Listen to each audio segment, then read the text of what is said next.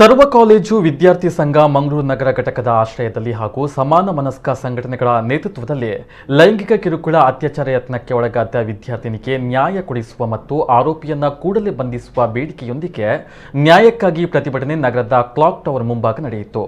ಈ ವೇಳೆ ಪ್ರತಿಭಟನೆಯನ್ನು ಉದ್ದೇಶಿಸಿ ಸಾಮಾಜಿಕ ಹೋರಾಟಗಾರ್ತಿ ರವಿ ಪ್ರಸನ್ನ ಮಾತನಾಡಿ, ಆರೋಪಿ ವಕೀಲನ ಜಾಮೀನು ನಿರಾಕರಣೆ ಮಾಡಿದ ನ್ಯಾಯಾಲಯ ಕಾರ್ಯ ಎಲ್ಲರೂ ಮೆಚ್ಚತಕ್ಕದ್ದು. ತಪ್ಪಿತಸ್ಥನ ವಿಚಾರದಲ್ಲಿ ಪೊಲೀಸ್ ಇಲಾಖೆ ಇನ್ನೂ ಕೂಡ ಮೀನಮೇಷ ಎಣಿಸಿಕೊಂಡು ಕುಳಿತುಕೊಳ್ಳುವ ಅಗತ್ಯವಿಲ್ಲ. ಆರೋಪಿಯನ್ನ ಶೀಘ್ರವಾಗಿ ಬಂಧಿಸಿ ಕಾನೂನು ಕ್ರಮ ಕೈಗೊಳ್ಳಿ ಎಂದರು. ಸಾಮಾಜಿಕ ಹೋರಾಟಗಾರ ಜೆರಲ್ಡ್ ಟವರ್ ಮಾತನಾಡಿ, ಆರೋಪಿ ವಕೀಲನನ್ನ ಬಂಧಿಸಿ ಸಂತ್ರಸ್ತೆಗೆ ನ್ಯಾಯ ಕೊಡಿಸುವಂತೆ ಪೊಲೀಸ್ ಇಲಾಖೆಗೆ ಮನವಿಯನ್ನ ಮಾಡಿದ್ರು. ಇದೇ ವೇಳೆ ಪ್ರತಿಭಟನೆಯಲ್ಲಿ ವಿದ್ಯಾರ್ಥಿಗಳು ಆರೋಪಿಯ ಬಂಧನವಾಗದ ಕುರಿತು ಆಕ್ರೋಶವನ್ನ ವ್ಯಕ್ತಪಡಿಸಿ ಘೋಷಣೆ ಕೂಗಿದ್ರು.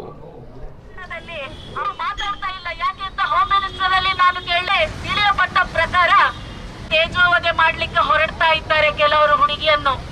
ನಿಮಗೆ ನಾನು ಎಚ್ಚರಿಕೆ ಮಾಡ್ತಾ ಇದ್ದೇನೆ, ಹೋರಾಟ ಮಾಡ್ತಿದ್ದಾಳೆ ಹೇಳಿದ್ರೆ ಅವಳಿಗೆ ಇದು ಸಿಕ್ಕಿದ ಗೌರವ.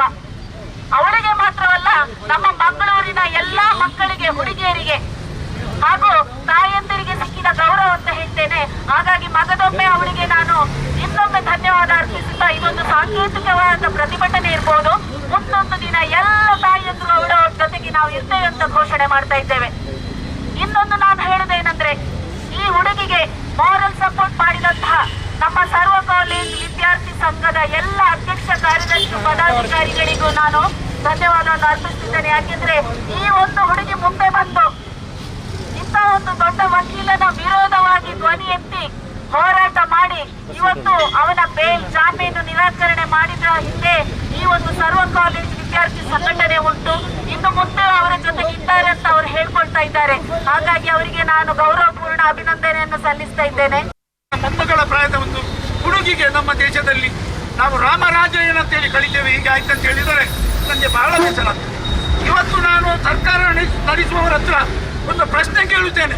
ನಮ್ಮ ದೇಶದಲ್ಲಿ ಎಷ್ಟು ರೀತಿಯ ಕಾನೂನುಗಳು ಇವೆ. ರಾಜಕಾರಣಿಗಳಿಗೆ ಒಂದು ಕಾನೂನು, ಸಿರಿವಂತರಿಗೆ ಒಂದು ಕಾನೂನು, ಇನ್ಫ್ಲೂಯೆನ್ಸ್ ಇದ್ದ ವಕೀಲರಂತ ಆ ಪ್ರೊಫೆಷನಲ್ ಇರುವವರಿಗೆ ಒಂದು ಕಾನೂನು, ಸಾಮಾನ್ಯ ಜನರಿಗೆ ಒಂದು ಕಾನೂನು. ಪರವೂರಿನಿಂದ ಇಲ್ಲಿಗೆ ವಿದ್ಯೆಗೆ ಅಂತೇಳಿ ಬಂದ ನಾವು ವಿದ್ಯಾ ದೇಗುಲ ಅಂತೇಳಿ ಕರಿತೇವೆ.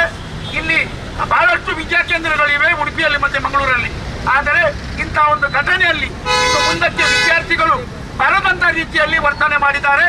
ಅವರಿಗೆ ಕಲಿಸುವ ಆ ವಕೀಲರು ಈಗ ಕೋರ್ಟಿನಲ್ಲಿ ಅವನಿಗೆ ಜಾಮೀನು ಇಲ್ಲ ಅಂತ ಹೇಳುವಾಗ ಇನ್ನು ಯಾವುದು ಕೂಡ ಮುಜುಗರ ಪಡುವ ಇವರ ಅಗತ್ಯ ಇಲ್ಲ. ನಮ್ಮ ಕಮಿಷನರ್, ಯಾವಾಗ ಕಮಿಷನರ್ ಹೊಸಬರು ಇವರು ಮಂಗಳೂರಿಗೆ ಬಂದರು ಆವಾಗದಿಂದ ತುಂಬಾ ಬದಲಾವಣೆ ನಂದು. ಆದರೆ ಈ ಒಂದು ವಿಚಾರದಲ್ಲಿ ಯಾರು ಅವರ ಹಸ್ತಕ್ಷೇಪ ಮಾಡಿದ್ದಾರೆ, ಯಾರು ಅವರನ್ನು ಕೈಕಾಲಲ್ಲಿ ಒತ್ತಿ ಹಿಡಿದಿದ್ದಾರೆ ಅಂತೇಳಿ ನನಗೆ ಗೊತ್ತಾಗುದಿಲ್ಲ. ಆದರೂ ಕೂಡ ಇಷ್ಟು ದಿವಸ ಆದರೂ ಕೂಡ ಇನ್ನೂ ಕೂಡ ಒಂದು ಬಂಧಿಸುವ ಕೆಲಸವನ್ನು ಮಾಡಿಲ್ಲ.